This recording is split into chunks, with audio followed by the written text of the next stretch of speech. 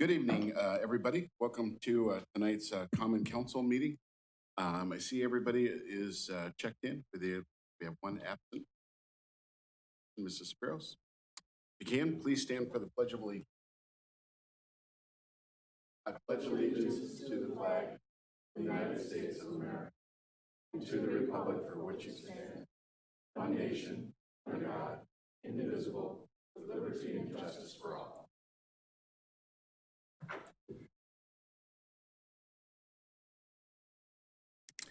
Item C, public comments. At this time, the mayor will recognize members of the public who have indicated a desire to address the council. Upon recognition by the mayor, persons may address the council from the podium, first stating their name and address. Council may take action on emergency matters introduced by members of the public. Anyone from the public wish to address the council? Final call. Anyone from the public wish to address the council? Seeing none, we will go on to item D. Is there a motion to approve the minutes from the August 27, 2019 regular meeting, August 29th, and the September 4th, 2019 special meeting? A motion by Mr. Hendler, second by Mr. Butke. Is there any discussion? Seeing no discussion, please vote. The motion carries 9-0. Staff updates. Any staff updates? I'm not aware of any this evening. None. Mayor's comments. We have a couple of just great proclamations tonight. And before we start those, I just have three quick comments. Maple Fall Fest is this weekend. It's going to be great. Hope you can get out there. Have those potato pancakes. Those are really good. Wonderful. Around the corner with John McGivern, which is on PBS. It's a national show, is taping here this week. And this will be on in March or April. So Marshfield will be seen throughout the nation on PBS. It's very exciting. So there'll be more to come on that. Then I just wanted to give a brief update on the pool fundraising. So far it is going very well. We've been actively fundraising for a little bit under a month, and we're already very close to $500,000 worth of pledged money. And I will tell you, people are actually very excited about it. They like the fact that all these different things have gone on in the city. So that part is very exciting. All right, do these proclamations.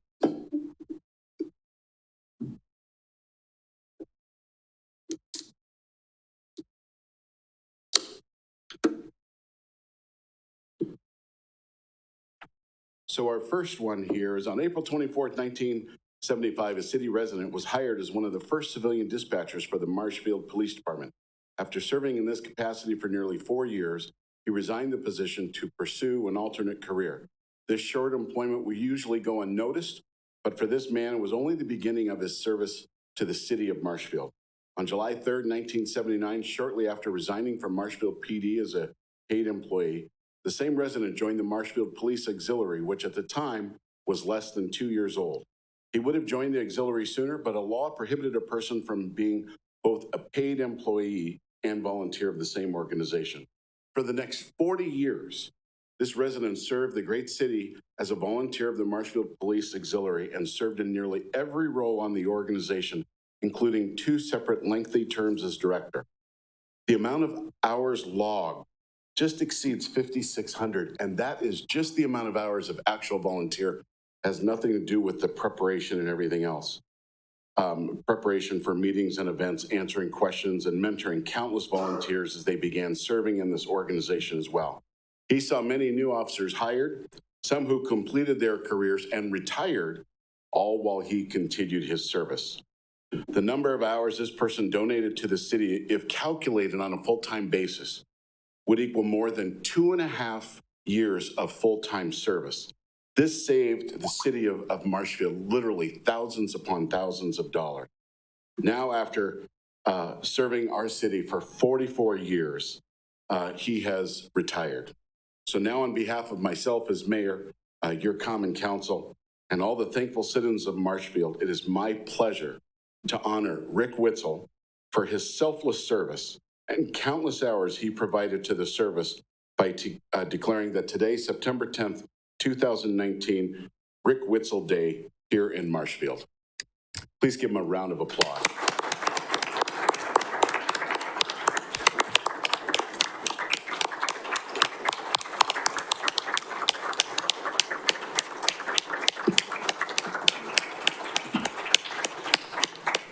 He is, as you, for those of you that know him, he's a very humble man. And so this is a surprise to him.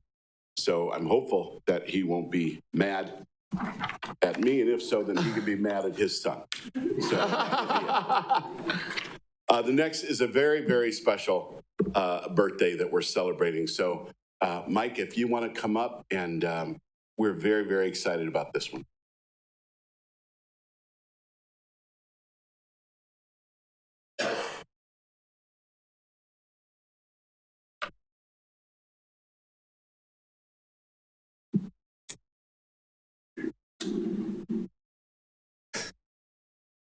At this time, I have an honor to present a proclamation to a very good friend of mine.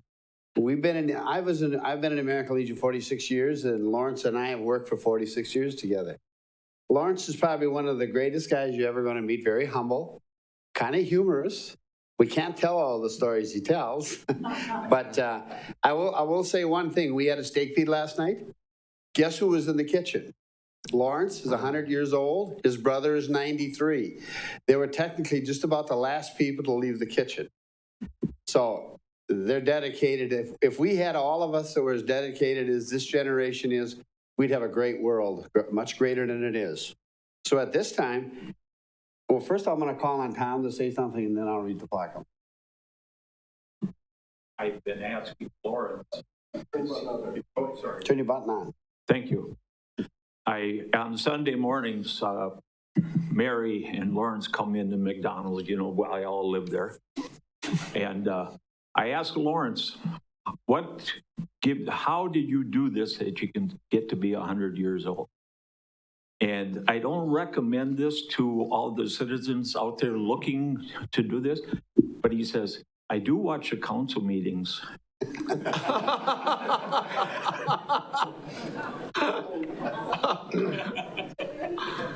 Also on that note, I do have the honor to be Larry's alderman, so he's always kept a close eye on me for the last 20 years.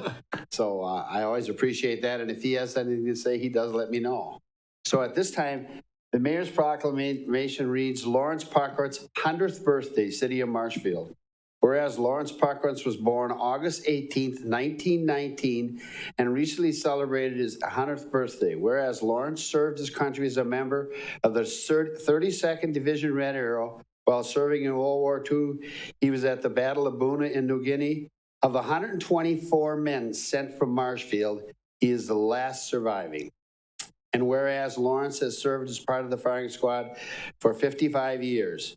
Whereas Lawrence and his wife Olive were married for 65 years and raised 4 children. Now, therefore, I, Bob McManus, Mayor of the City of Marshfield, do hereby wish Lawrence Parkhurst happy 100th birthday and ask the residents of Marshfield to wish him a very happy birthday and thank him for the years of service to our country. Lawrence? Come forward.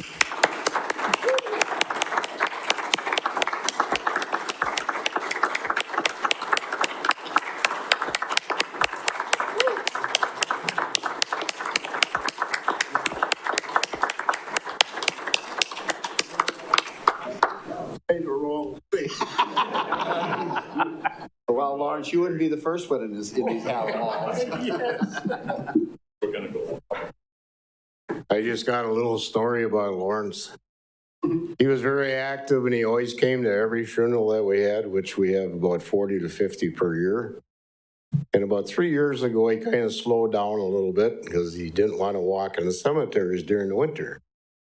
Well, he did come one winter day, and he fell down between 2 headstones, and 2 elderly ladies picked him up, and he just looked up and he smiled, and he's never missed a day after that. Congratulations. Congratulations. It's very kind, everyone.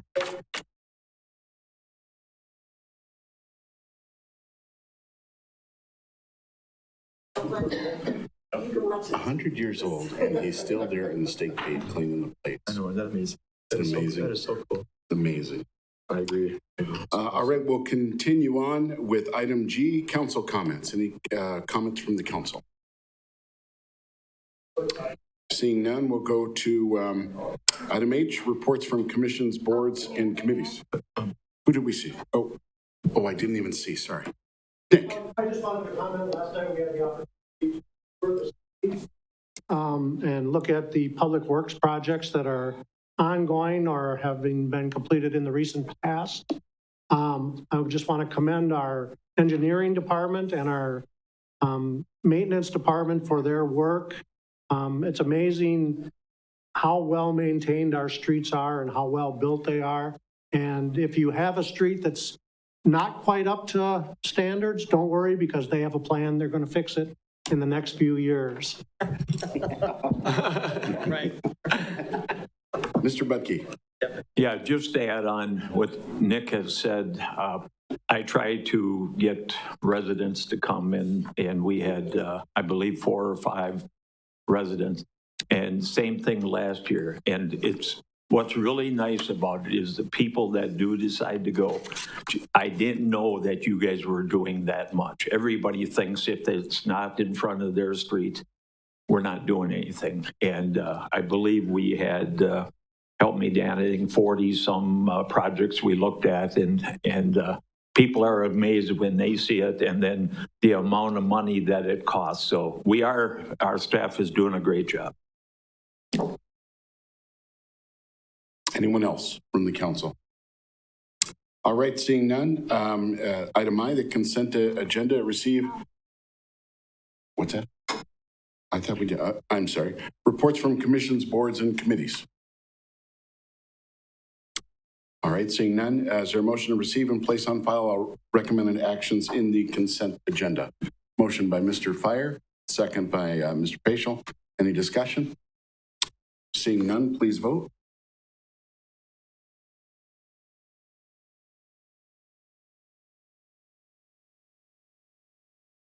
There we go. Motion carries 9-0. Item K, request to approve budget resolution number 11-2019, transferring $9,004.65 from the cable TV fund, balance applied to cable TV operating supplies for the purchase of equipment for the communication department, presented by Tom Locks, communication director. All right, thank you, council members, mayor, city staff, and guests watching on their TVs and now on their online platforms. What I'm looking to do is use the monies from our communications fund, which is formerly our cable television fund, to the operating line, supply line item in the 2019 budget.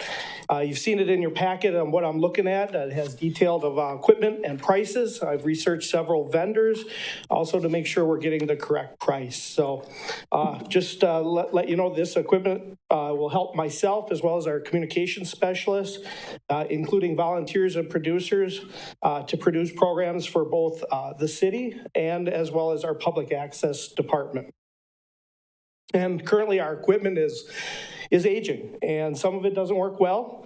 Some of it we have kind of tied together recently to make it work, but that life is only going to go so long. We also use some of our personal equipment right now, and would like to get equipment owned by the city to help us out. Just to let you know, this is the first phase, which, like I mentioned in our finance and budget and personnel meeting.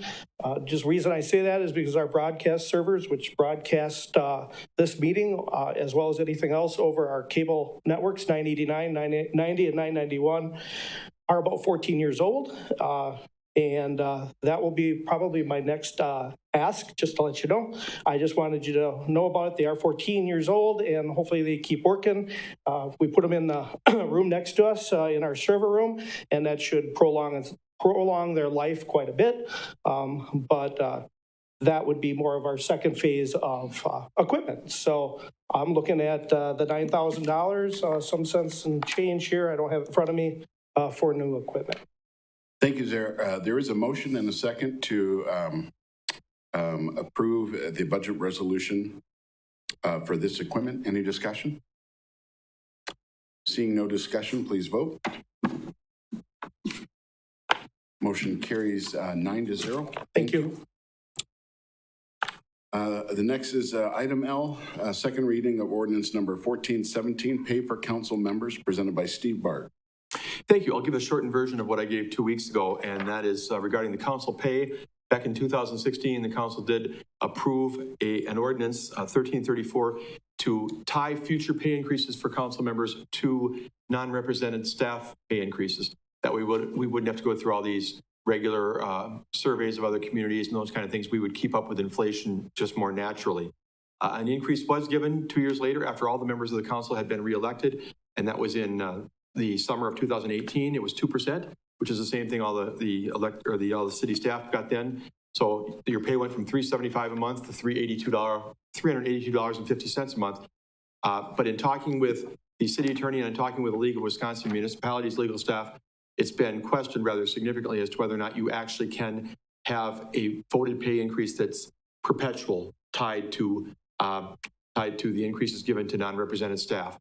The presumption is that you ought to have to be voting yourself a pay raise. So the first time, fine. After that, it can't be an ongoing thing. So with that in mind, ordinance number 1417 has been prepared to reverse that one portion of the 2016 ordinance and leave it at $382.50 pending future decisions by the council. And I will continue to provide periodic updates of what elected officials in Wisconsin Rapids, Stevens Point, Wausau, and other communities are making so that the council is aware of that should you wish to make changes. Thank you. Is there a motion to approve ordinance number 1417? Motion by Mr. Witzel, second by Mr. Paschal. Discussion, Mr. Buckley. Thank you, Mayor. I have to stay consistent. I've never voted for a pay increase for older persons. We don't get that much money, and the idea was to increase the pay and we'd get more people running. Well, that didn't turn out. So it's not that. So I will be voting against this. Thank you. Any further discussion? Mr. Witzel.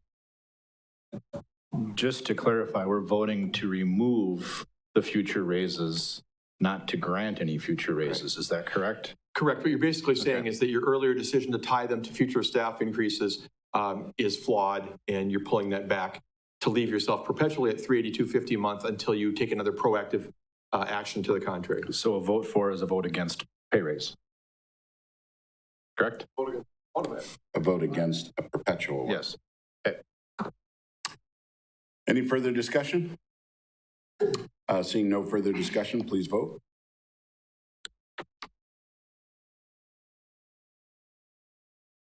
And motion carries 7-2. Item M, first reading of ordinance number 1418, amending section 12-63, 4-5 to remove the requirement that the Board of Public Works set schedules for collection of curbside yard waste and Christmas trees, presented by Dan Connect, Public Works Director. Thank you. Each year about this time, the Board of Public Works establishes a schedule for yard waste collection for the following year. That includes brush and branches and Christmas trees, as well as other yard lawn waste and so forth. Our municipal code in section 1263 actually states that the Board of Public Works must establish that schedule. Last year, when the board discussed this, it was suggested that maybe it wasn't necessary for the board to be involved in setting the schedule, that it could be set at staff level. The schedule is very consistent from year to year and does not change a whole lot as far as the times and number of pickups. So this ordinance change would remove the requirement from the code that the Board of Public Works set the schedule, and it would allow staff to set that schedule. We'd still follow the same processes as far as getting notification out, publishing that schedule and so forth. But it wouldn't require Board of Public Works approval to confirm the schedule. This is just a first reading this evening. Final action will be scheduled. Thank you. Any questions for Dan? All right, thank you, Dan.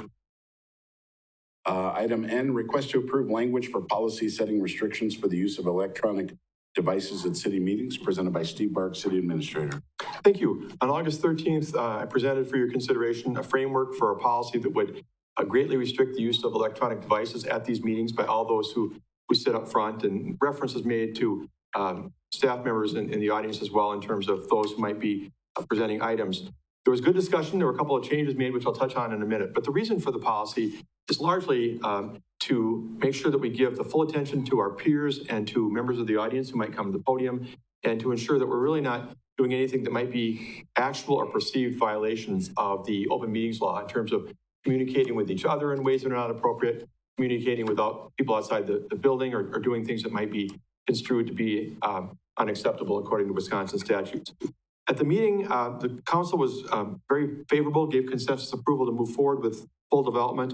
The two issues that were brought up for change is one, that cell phones must be turned off prior to meetings. Initially, the wording was that they must be put on vibrate, but there was a motion made during that discussion to just flat out turn them off to avoid any disruption. And then the other was to make a modification to clarify that city staff in the audience can use their laptops and do work, provided that it's not something directly related to an item that's on the agenda where they're communicating in some way that wouldn't be appropriate. But I think I mentioned that night that we have members in the audience tonight that are doing work while they participate in this meeting that is not disruptive or in violation of the open meetings law in any way, shape, or form.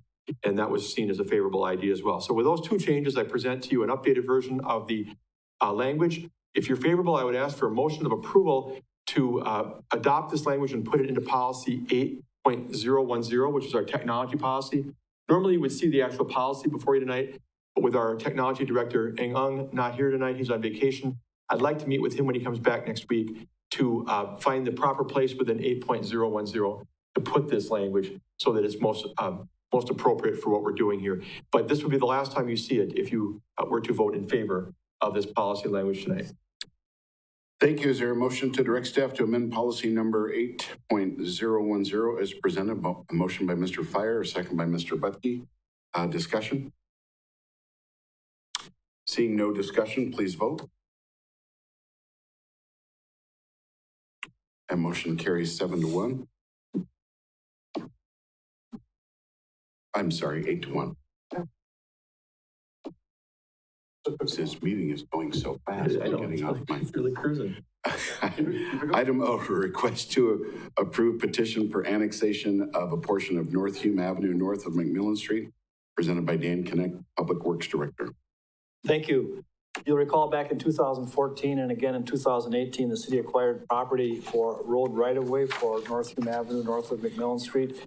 This is east of Walmart. And at that time, the city constructed a street extension for Hume Avenue that will serve and currently serves multifamily development. And there's currently additional development occurring on the street. At that time, the east half of Hume Avenue was still located in the town of McMillan, still is actually. And so because of that, we would like to annex that half of the right-of-way into the city.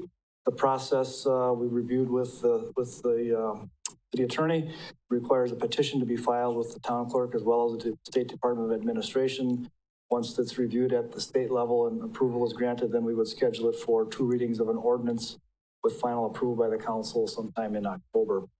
The proposed petition and a map showing the area in question is attached. Tonight I'd ask for your approval of the petition and that you direct the city clerk to file a petition in accordance with the appropriate statutes and direct staff to draft an ordinance for council. Thank you, Dan. Is there a motion to approve the petition and direct city clerk to file in accordance with section 66.02172 of Wisconsin statute and direct city staff to draft an ordinance for council consideration? A motion by Mr. McSwain, a second by Mr. Hendler. Discussion, please, Mr. Witzel. Thank you. The map is somewhat vague. How much property to the east of that right of way? It's half of the road right of way, so 35 feet. It amounts to about 9/10 of an acre. Oh, so it's just the hashed part. Yeah, yes. The east, only the west side of the hashed part. Correct. Oh, okay, thanks. Any further discussion? Seeing no further discussion, please vote.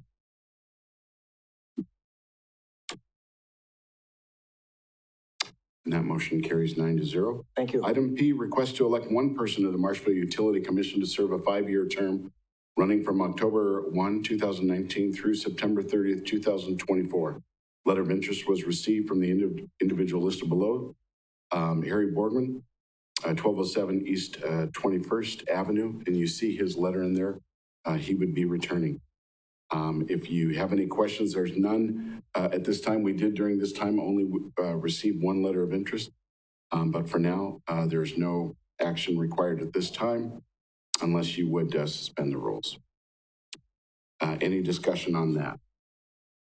No, seeing none. We'll go into item Q. Item Q, appointment of Ken Bargander to replace Chris Jockick as council representative to the Central Wisconsin State Fair Board, presented by myself. And we're just looking to reappoint a different alderman to the State Fair Board. Is there a motion to approve? Motion by Mr. Witzel, second by Mr. Butke. Discussion, please, Mr. Witzel.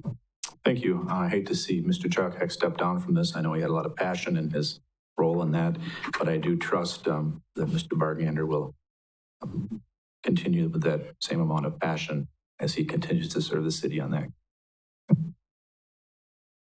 Any further discussion? Seeing none, please vote.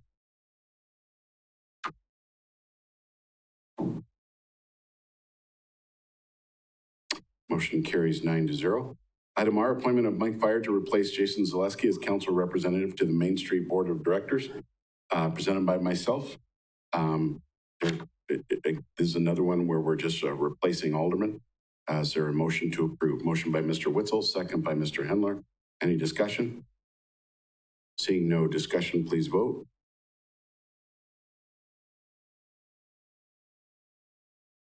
And motion carries 9-0. Item S, appointment of Tanya Cunningham of 514 Holly Avenue to the Committee on Aging to complete a vacant term ending April 30th, 2020. There was a letter in your packet from her. There's no action required at this time. On the 24th, you would vote her in at that time. Any questions on that? Mr. Witzel. Thank you. Is there any urgency to have this position filled, or are there meetings coming up or anything? They usually meet, I think, on the first Thursday of the month, so the next meeting would be October, whatever. You know, it would be okay on September 24th. You could certainly do it tonight if you wish, but there's no urgency. Okay, thank you. Seeing nothing further, we'll go to item T and adjourn to closed session pursuant to Wisconsin statutes, chapter 19.851E, deliberating or negotiating the purchasing of public properties, the investing of public funds, or conducting other specified public business whenever competitive or bargaining reasons require closed session. Possible acquisition of property located within TID number 4, possible development agreement for a project in TID number 10. Their motion to go into closed session. Motion by Mr. Witzel, second by Mr. Paschal. Seeing no discussion, please vote.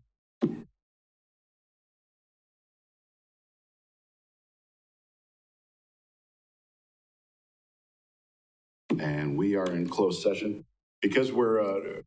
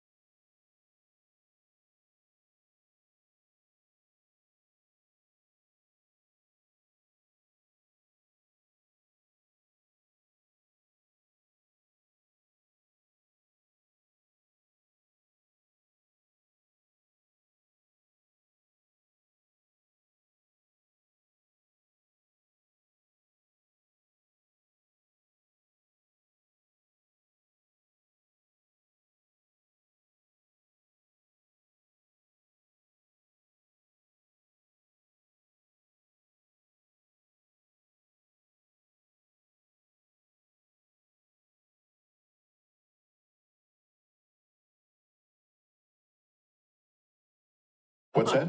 You woke him up. All right, we are reconvened. We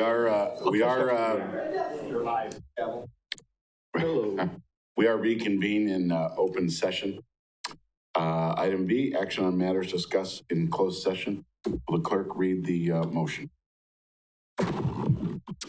Directs staff to execute an offer to purchase for acquisition of the Baltus property on Chestnut Avenue in early 2020, subject to the approval by the Plan Commission. Thank you. There is a motion by Mr. McSwain, second by Mr. Fire. Any discussion? Seeing no discussion, please vote. And that motion carries 7-2. All right, item W, suggested items for future agendas. Any suggested items for future agendas? Mr. Bunke? I would like. I'll turn the mic on this time. You know, there are other cities that are banning vaping in their cities, and I want to watch that, and that might be something for a future agenda with the deaths and the, hopefully the state or the government's going to take care of it, but if they don't, I would consider doing that. Well, why don't we look into that issue and bring something back for you? Information. I know in the past we've had somebody from, I forget the agency in Wausau, but Wood County, but I know we had somebody here once from the Coalition Against Tobacco or whatever. Let's get some information and we'll at least start that discussion. And Parks and Rec is looking into that right now. So that is something that is being discussed. Anything further for future agendas? No? All right, is there a motion to adjourn? Motion by Mr. Witzel, second by Mr. Bargender. We are adjourned.